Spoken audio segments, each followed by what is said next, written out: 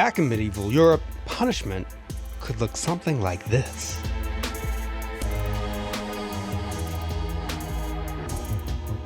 But this doesn't happen in America because the Constitution won't let it. The Eighth Amendment says excessive bail shall not be required, no excessive fines imposed, nor cruel and unusual punishments inflicted. Now, we've all heard the phrase cruel and unusual punishment, but what does that mean? When the founders utilized the terms cruel and unusual, they were looking at two different concepts. Cruel can mean physical harm or pain like torture. It could also mean a sentence that's not proportional. It doesn't fit the crime.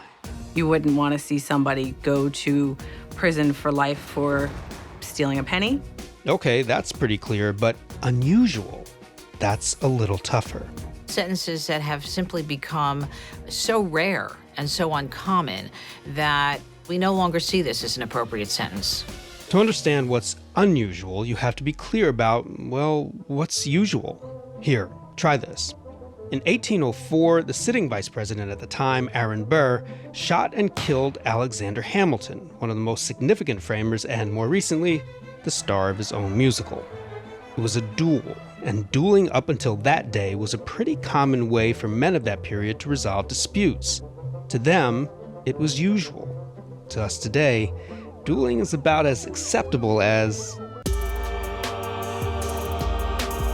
The significance of the Eighth Amendment is that it imposes limits on the kinds of punishments that the federal government can impose on the citizens. So the framers wrote cruel and unusual to be defined by what's normal or acceptable to each generation. That's a clause that in our history has played a very important role in seeing that punishments that might have been lawful back in the 1600s are no longer lawful.